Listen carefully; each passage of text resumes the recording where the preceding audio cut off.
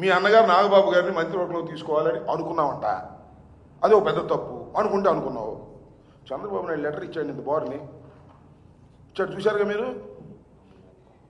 కొణిదెల నాగబాబు గారిని రాష్ట్ర మంత్రివర్గంలోకి తీసుకుంటామని లెటర్ రాసి ఇచ్చాడు. ఏమైంది లెటరు? ఏమైంది? అసలు ఎవడన్నా లెటర్ రాసిస్తాడా? మంత్రివర్గంలోకి తీసుకుంటాను పలానా నాన్నని పలానా వ్యక్తినని ఎవరైనా ముందుగా లెటర్ రాసి ఇస్తారా? లెటర్ రాసి ఇస్తే ఇంతవరకు ఎందుకు ఇంప్లిమెంట్ కావటం లేదు? సిగ్గుందా? అడిగే దమ్ముందా? ఏంటిది? ఇంత దుర్మార్గంగా వ్యవహరిస్తూ అప్పుడప్పుడు గుర్తొచ్చినప్పుడల్లా వచ్చి డ్యామ్ డూమ్ జగన్మోహన్ రెడ్డి అధికారంలోకి రానివ్వను, జగన్మోహన్ రెడ్డి అధికారంలోకి రానివ్వు. ఏంటి ఆ నామస్మరణ? నాకు అర్థం కాల. 2019 ఏం చెప్పా గుర్తుందా? ఏమన్నాయి పవన్ కళ్యాణ్ గారు? 2019లో మీరేమి చెప్పారో గుర్తుందా? డైలాగ్, జగన్మోహన్ రెడ్డి అధికారంలోకి రాడు, నాది హామీ, రానివ్వను అన్నావు. వచ్చాడుగా? వచ్చాడు రాలేదా? మళ్ళీ వాళ్ళు ఏమన్నావు? రానివ్వను, ఆపేస్తాను. జగన్మోహన్ రెడ్డి గారిని అధికారంలోకి రానివ్వను అంటాం కంటే డైలాగ్ మార్చి చెప్పు. చంద్రబాబునే నేను మోస్తాను, చంద్రబాబునే అధికారంలోకి తీసుకొచ్చే ప్రయత్నం చేస్తాను, చంద్రబాబునే భుజాన్ని ఎక్కించుకుంటాను, చంద్రబాబు నాకు అన్ని సదుపాయాలు చేస్తున్నాడు, నాకేమీ అభ్యంతరం లేదు, చంద్రబాబును మొయ్యటమే నా పని, నేను సెకండ్ గ్రేడ్ లీడర్గానే బ్రతుకుతాను అని చెప్పాయా. మేమే మాట్లాడాం, మాకెందుకు ఇంకా గొడవ? అది ఉంటే మీ జనసేన వాళ్ళకి కాపులకి సంబంధించిన వ్యవహారం. మా పవన్ కళ్యాణ్ చంద్రబాబుకి శాఖరీ చేస్తాడు, ఇక ఉండే పనే లేదు అని చెప్పు. అప్పుడప్పుడు వెళ్ళి షూటింగ్లు చేసుకో, ఎప్పుడన్నా వచ్చి డైలాగులు చెప్పు. ఇంతేగా. అసలు నీకు ఈ ప్రభుత్వంలో అసలు భాగస్వామ్యం ఉందా అని అడుగుతా ఉన్నా. ఉప ముఖ్యమంత్రికి పేరు, హెలికాప్టర్లో సీటు, స్పెషల్ ఫ్లైటు తప్ప అసలు ఉప ముఖ్యమంత్రిగా ఈ పరిపాలనలో నీ భాగస్వామ్యం ఏది అని అడుగుతా ఉన్నా. లేదు, భాగస్వామ్యం అవసరంలా, నాకు ఆఫీస్ కడితే చాలు, క్యాష్ కొడితే చాలు అనే పద్ధతుల్లో వ్యవహరిస్తున్నటువంటి పవన్ కళ్యాణ్ గారు మమ్మల్ని అధికారంలో రానియడంట, ఆపేస్తాడంట, గేటు గారు కాపలా కాస్తాడంట. చంద్రబాబు నాయుడికి గేటు దగ్గర కాపలా ఎవరొద్దన్నారు? 15 సంవత్సరాలు కాదు, బతికున్నంత కాలం చంద్రబాబు దగ్గరే కాపలాగాయి, మాకేం అభ్యంతరం లేదు. మమ్మల్ని ఆపటం నీ వల్ల కాదు, చంద్రబాబు వల్ల కూడా కాదు. ప్రజలు మమ్మల్ని కావాలనుకున్నప్పుడు మేము అధికారంలోకి వస్తాం. జగన్మోహన్ రెడ్డి సింగిల్గా ఫైట్ చేసేటటువంటి తత్వం కలిగిన వాడు తప్ప పవన్ కళ్యాణ్, చంద్రబాబు, భారతీయ జనతా పార్టీ, ఇంకెవరు ఉంటే వాళ్ళు అందరినీ కట్టగలుపుకొని వచ్చేటటువంటి స్వభావం కాదు మాది. ఈ రాష్ట్రంలో సుపరిపాలన అందించాం, దురదృష్టవశాత్తు ఓడిపోయాం. ఇవాళ జగన్మోహన్ రెడ్డి గారు ఎక్కడికి వెళితే అక్కడ జనం ప్రభంజనలాగా వస్తున్నారంటే దాని బాడీ లాంగ్వేజ్ ఏంటి? వాళ్ళు గుట్లుగా వస్తున్నారంటే అయ్యా పొరపాటు అయిపోయిందయ్యా, మిమ్మల్ని కాదని ఆ దుర్మార్గమైన కూటమిని ఎన్నుకున్నాం, నువ్వు మళ్ళా నేను ఎన్నుకుంటావు అనేటువంటి సంకేతాలు పంపుతున్నారు. అందుకే మేము రానియో. 4 సంవత్సరాలు ఉంది స్వామి. ఓ పవన్ కళ్యాణ్ 4 సంవత్సరాలు ఉంది, ఇప్పుడు నుంచి రానియకుండా కాపలేందుకు 4 సంవత్సరాల తర్వాత కదా.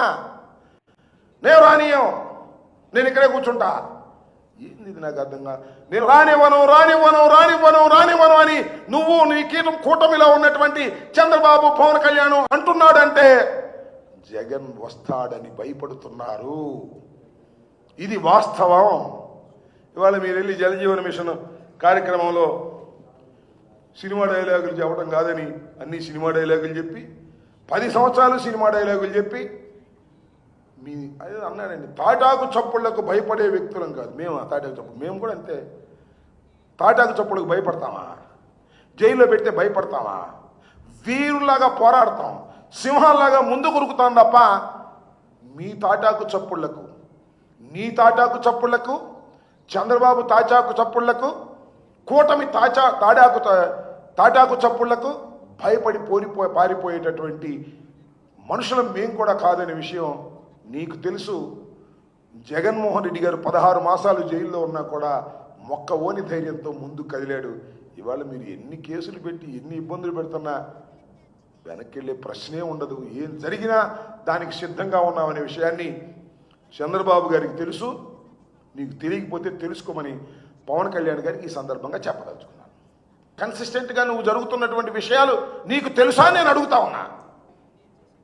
మీ జిల్లాలో, కాకినాడ జిల్లాలో రైతులు, ధాన్యపు రైతులు డబ్బులు లేక రాక 1000 కోట్లు సుమారుగా రోడ్డు మీద ఎక్కారు. పట్టించుకున్నావా? అది నీకు పట్టదు. నీ స్పెషల్ ఫ్లైట్ దొరికితే చాలు, హైదరాబాద్ వెళ్ళిపోతావు, షూటింగ్ చేసుకుంటావు, వచ్చేస్తావు. ఏం జరుగుతుందో రాష్ట్రంలో తెలియదు నీకు. చంద్రబాబు నాయుడు స్క్రిప్ట్ ఇస్తే చదువుతావు, అంతేగా. నేను ఒక మాట చెప్తాను, నేను సీరియస్గా చెప్తున్నా. చంద్రబాబు నాయుడు డబ్బులు పంపిస్తుంటే తీసుకోవట్లా నువ్వు? బ్యాగులు లోకేష్ పంపిస్తుంటే నీ ఫీడింగ్ అంతా ఎక్కడి నుంచి వస్తుంది? ఖచ్చితంగా చెప్తాను, కాదని చెప్పమను. గుండె మీద చెయ్యి వేసుకొని, ఓ పవన్ కళ్యాణ్ గారు, నారా చంద్రబాబు నాయుడు నాకు ఫండ్ పంపట్లేదు పార్టీ నడపడానికి, కారు ఆయిల్ కొట్టడానికి కూడా లోకేష్ డబ్బులేగా నీకు. నీ బిల్డింగ్ కడుతుంది ఎవరు అక్కడ నీ బిల్డింగ్ కడుతుంది ఎవరు చెప్పు. గుండె మీద చేసుకుని చెప్పు. ధైర్యంగా చెప్తున్నావు కదా, నీతి నిజాయితీ అని చెప్తున్నావు కదా. అక్కడ నీ బిల్డింగ్ కడుతుంది ఎవరు చెప్పు. నువ్వు కడుతున్నావా? శుభ్రంగా నీకు కావాల్సిన సదుపాయాలన్నీ ఇస్తున్నారు. చక్కగా హాయిగా స్పెషల్ ఫ్లైట్లో వెళ్తున్నావు. అదేంటది ఈ సినిమా అండి? అది హరిహర వీరమల్లు. హరిహర వీరమల్లు రిలీజ్ అవుతుంటే ఆపేస్తారా? నేను చూపు లేపేవుగా పైకి. అందరూ థియేటర్లు అందరూ కూడా స్ట్రైక్ చేసేస్తున్నారు నా సినిమా ఆపడం కోసం అన్నావుగా. దాని మీద ఎంక్వైరీ అన్నావుగా. ఏమైంది ఎంక్వైరీ చెప్పు. అసలు నీ సినిమా రిలీజ్ కావట్లేదే, డేటే మార్చేసావే.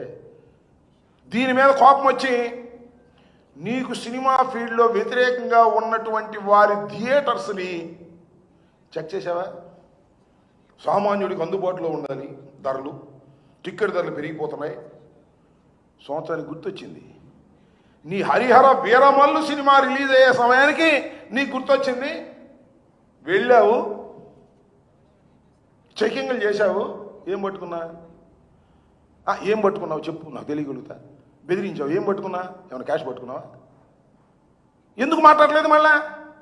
అసలు ఈ వీరమల్లు సినిమా ఎందుకు పోస్ట్పోన్ అయింది చెప్పు. ఊరికినే ఆవేశంగా ఏదో రాసి ఇచ్చేది చదవటం, అసలు ఆంధ్ర రాష్ట్రంలో ఏం జరుగుతుందో తెలియకోకుండా ఉంటుంది. అక్కడ దాకా ఎందుకండి? నీ శాఖగా.